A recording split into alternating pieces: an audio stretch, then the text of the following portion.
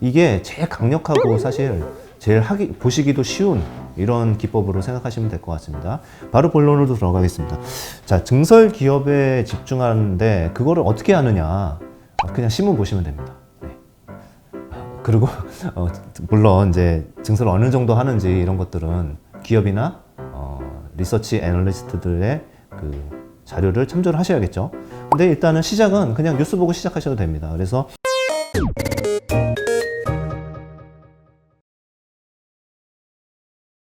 네, 안녕하십니까. 기업 발굴법을 좀 준비를 했습니다. 그런데 여러분 뭐 다 각자의 비법이 있으실 거라고 생각합니다. 그런데 이제 저 같은 경우는 이제 펀드 매니저 20년, 애널리스트 한 5년 정도 했습니다. 그러면서 경험했던 것들 중에서 이렇게 했을 때 굉장히 효과적이다. 그리고 성공 확률이 높다라는 점들을 좀 요약을 해봤고요.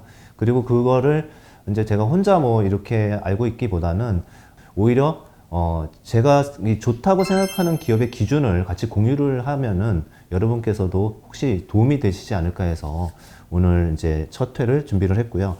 자, 제목은 이제 필승 기업 발굴법입니다. 그래서 앞으로 이제 소개드릴 목차가 있는데요. 뭐 제품 가격을 올리는 기업, 오늘은 이제 증설하는 기업을 말씀드릴 거예요. 근데 이제 제품 가격을 올린다든지 이익이 증가하는 기업이라든지 또는 을이었다가 갑이 되는 기업이라든지 이런 기업들의 기준들을 계속 말씀드려가지고 이거를 다 종합해 보면은 정말 좋은 토픽들이 나올 수 있습니다. 그래서 오늘 첫 화는 증설하는 기업에 집중하라, 이 주제로 좀 말씀을 드리도록 하겠습니다.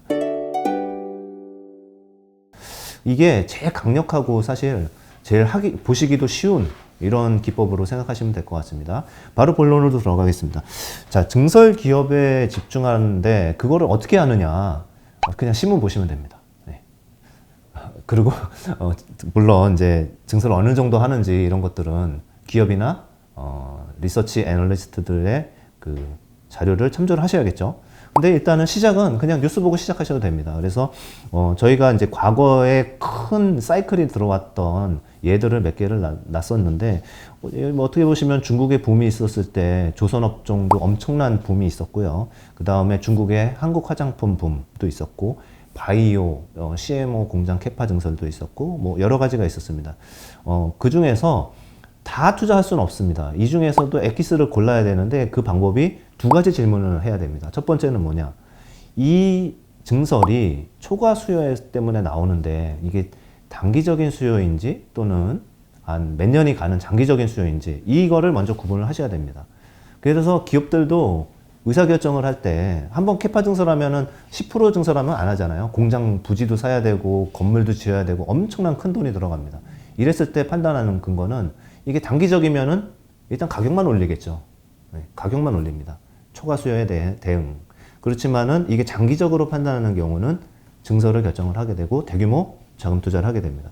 그래서 이게 장기적인지에 일단 하나를 보셔야 되고요. 두 번째로는 이 산업 특성 자체가 증설을 경쟁사들도 다 같이 한꺼번에 할 수 있는 이런 쉬운 산업인지 그리고 경쟁자가 굉장히 많은지 또는 과점 형태여가지고 세네 개 플레이어밖에 없으면서 증설을 하는 건지 이 차이도 굉장히 큽니다. 그래서 요거를 각각의 사례를 한번 들어서 말씀드리도록 하겠습니다.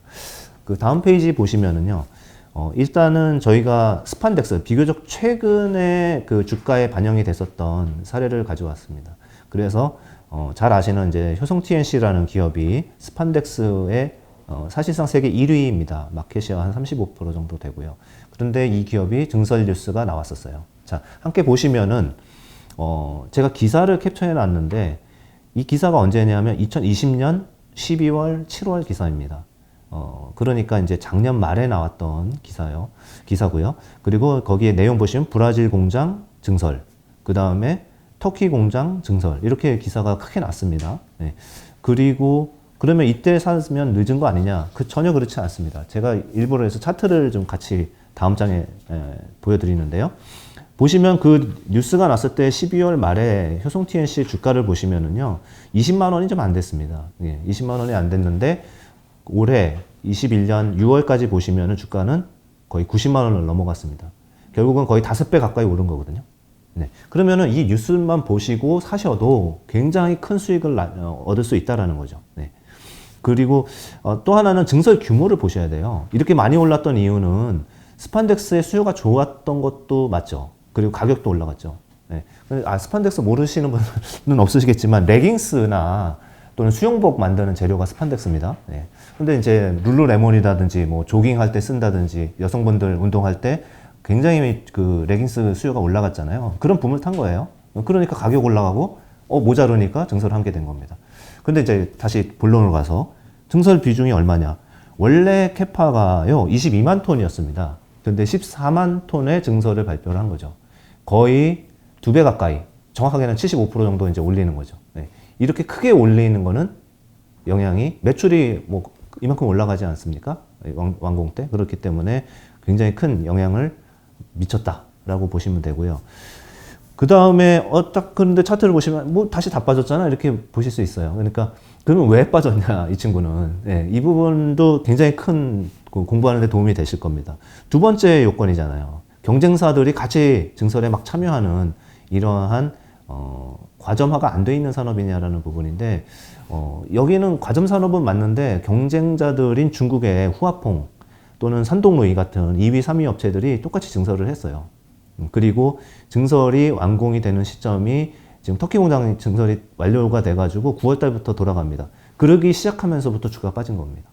네, 그러니까 다시 쉽게 얘기하면은 증설이 끝났죠? 물량이 나왔죠? 그러면 가격이 빠지지 않습니까? 그래서 이 부분들이 반영이 바로 되면서 주가는 어느 정도 빠진 거예요. 네, 그래서 이 사이클은 비교적 짧은 사이클이지만 증설이 발표됐을 때 투자를 했을 때는 상당히 큰 효과를 받을 수 있다 라고 보실 수 있고, 두 번째 전체적인 경쟁사 동향도 같이 뉴스 체크를 열심히 하시면 다 나옵니다. 자, 그러면은 이거 자꾸 이제 옛날 얘기 하지 말고 옛날에 뭐 모르는 게 어디 있었다 이렇게 얘기하실 수 있고, 지금 진행 중인 거 말씀드리겠습니다. 네, 이번 페이지 보시면은 저는 당연히 이제 2차 전지 소재를 갖고 왔습니다. 왜냐하면은 증설이 상당히 진행 중이고 주가도 너무 많이 올라서 뭐 많은 분들이 지금 이렇게 오르는 거 밸류에이션 비싸서 못 사겠다라고 말씀을 많이 하세요. 그런데 원칙에 따르면은 지금 증설은 이제 시작 단계 정도밖에 안 돼 있습니다. 그렇기 때문에 주가가 아직 고공행진을 하고 있고 이거는 빠질 때마다 저는 매집을 해야 되는 산업이라고 이제 보고 있거든요. 그 이유는 다음과 같습니다.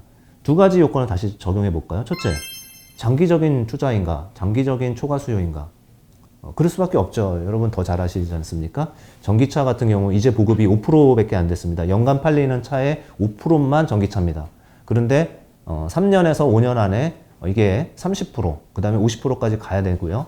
이거는 정부 정책뿐만 아니라 기업, 그 다음에 소비자 모두에게 더 유리한 상황이기 때문에 이 오더에 대해서 의심할 수가 없어요. 네.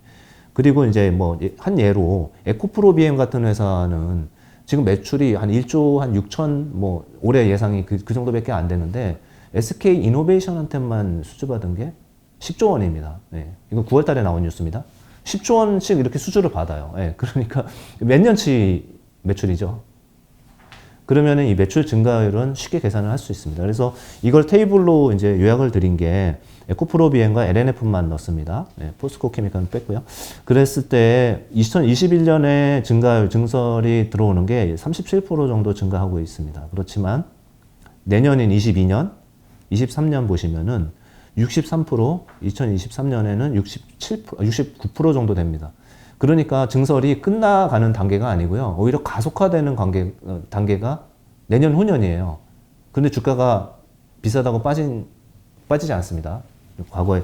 그리고 이제 제가 봤을 때는 이렇게 강한 산업 사이클이 들어온 거는 역사상에 저는 본 적이 없습니다. 뭐 제가 태어난 이후로는 진짜 본 적이 없습니다. 이렇게 장기적으로 큰 사이클의 확장은 본 적이 없습니다. 그렇기 때문에 이 성장률은 24년에 둔화가 됩니다. 그렇기 때문에 그때 가서 고민하시면 될 것 같다. 이런 부분이고요.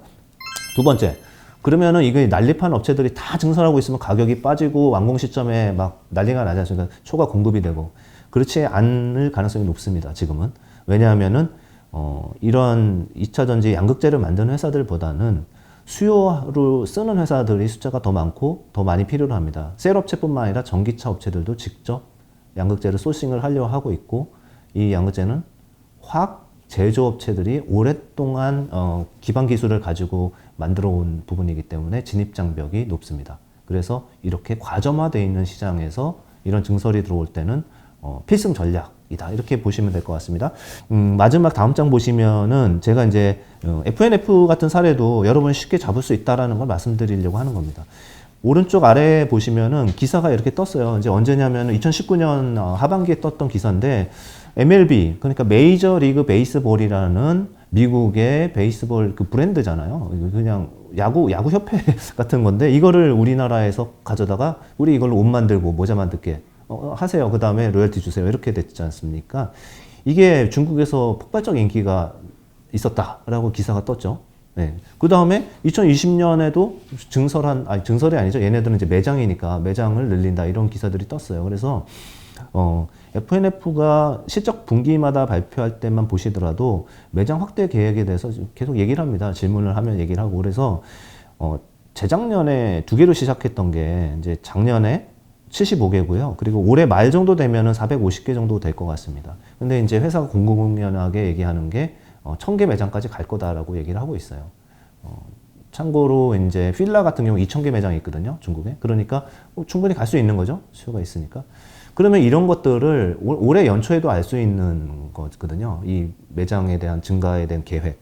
이렇기 때문에 이거를 파악하는 즉시 좀 공부를 좀 하시고 애널리스트 리포트 좀 읽어보시면은 굉장히 좋은 기회를 얻을 수 있죠.